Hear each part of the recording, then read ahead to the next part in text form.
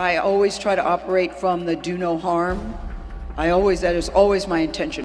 Gail King had learned something very early in life that most people only understand much later, if they understand it at all.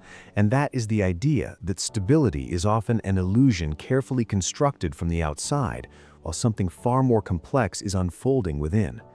By the time the public came to know her as a calm, composed presence on television, someone who could sit across from chaos and never lose her center, she had already spent decades building that composure, layer by layer, experience by experience, moment by moment.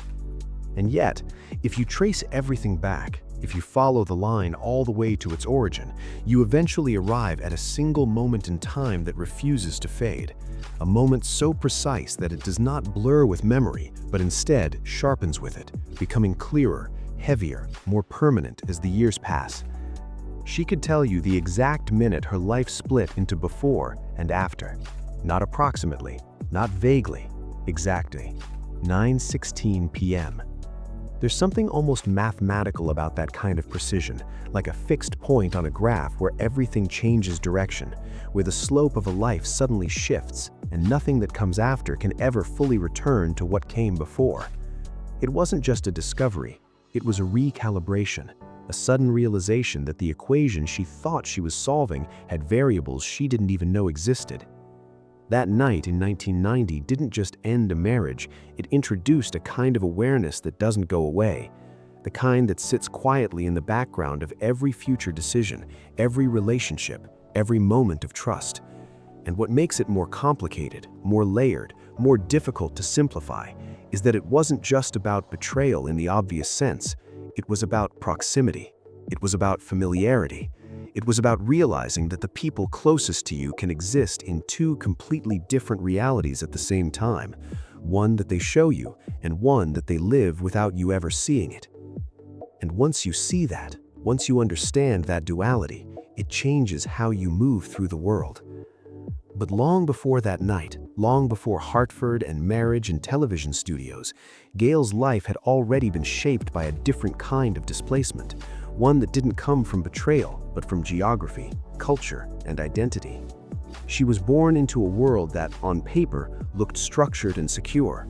Chevy Chase, Maryland carried a reputation of order, affluence, predictability, the kind of place where life is expected to follow a certain pattern, where deviation stands out more than it blends in. And as a young black girl growing up in that environment, she learned very quickly that difference is not always subtle. Sometimes it's the first thing people notice, the first thing they react to, the first thing that defines how you are seen before you even have a chance to define yourself.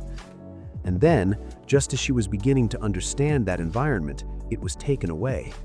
At 6 years old, she was moved across the world to Ankara, Turkey, a transition so abrupt that it must have felt less like relocation and more like being dropped into an entirely different coordinate system. Imagine being that young and suddenly everything you recognize, language, culture, rhythm, even the soundscape of daily life changes all at once. The call to prayer echoing through the streets, markets filled with unfamiliar energy, conversations happening in languages you don't yet understand. It's the kind of shift that forces adaptation, not gradually, but immediately.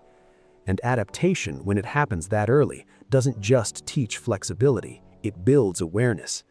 Because when you are constantly the one who stands out, you start paying attention differently. You observe more, you listen more carefully.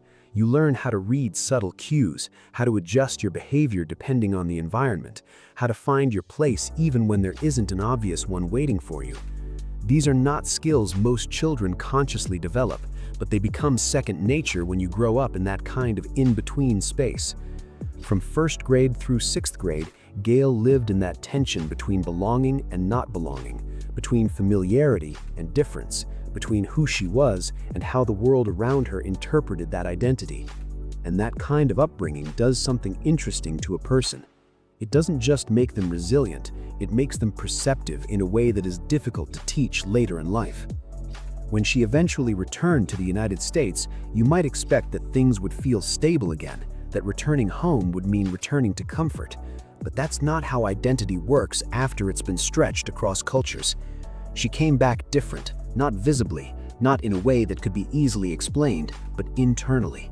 Her perspective had expanded, her experiences didn't match those of the people around her, and instead of feeling like she had come home, she felt slightly out of sync with the place that was supposed to be familiar. So she did what many people do in that situation. She adjusted. She refined how she presented herself. She learned when to speak about certain experiences and when to hold them back. She found ways to blend in without completely losing who she was. And in doing that, she developed something that would later become one of her defining traits: the ability to connect with people while simultaneously understanding what it feels like to be separate from them. That dual awareness is not common. It's the kind of thing that can't be taught in a classroom, can't be memorized, can't be practiced artificially.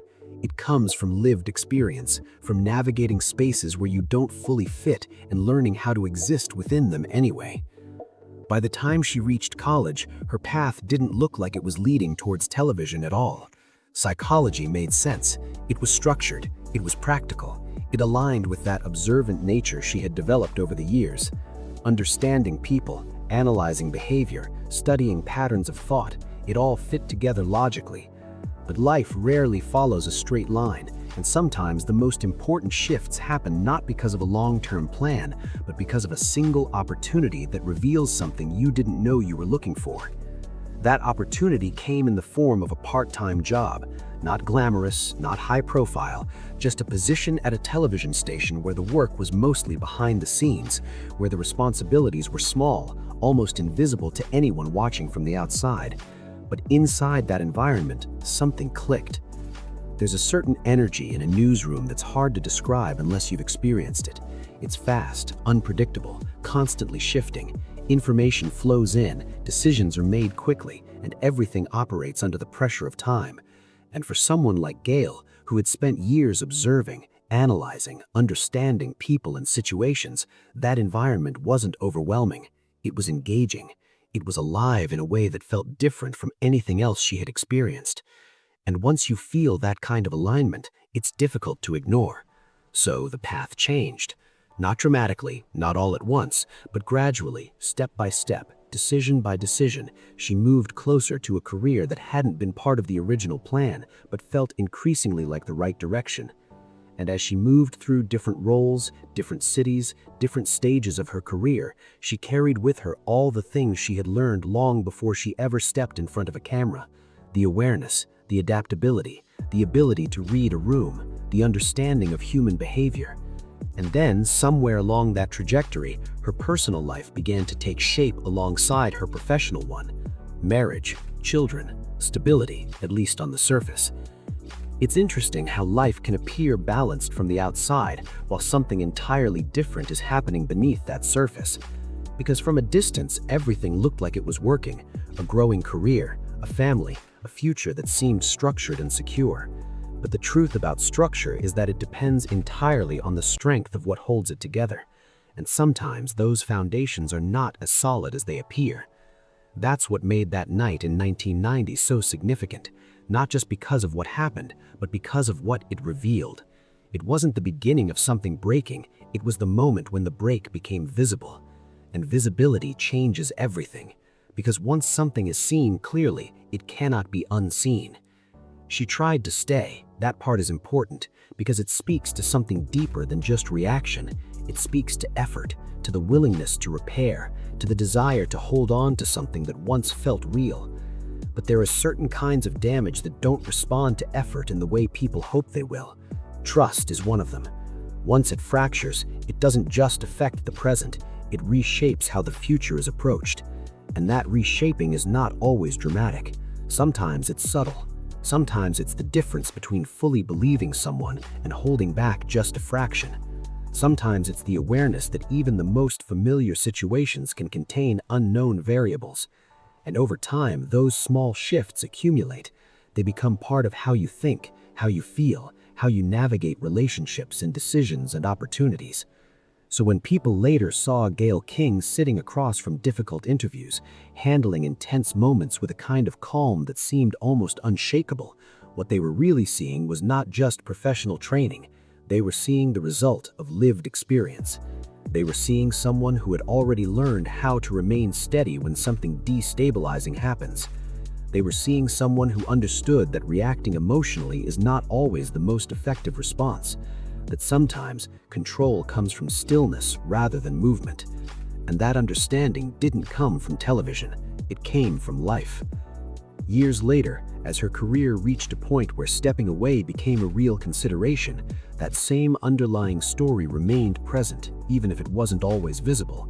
Because success doesn't erase the past, it doesn't rewrite it, it doesn't remove the moments that shaped how you think and feel. It just builds on top of them. And when she began to step back, to shift away from the role that had defined such a significant portion of her public life, people naturally looked for explanations in the present: contracts, timing, career evolution. But the deeper explanation wasn't in a single decision, it was in the accumulation of everything that came before. Because a life is not defined by one moment alone.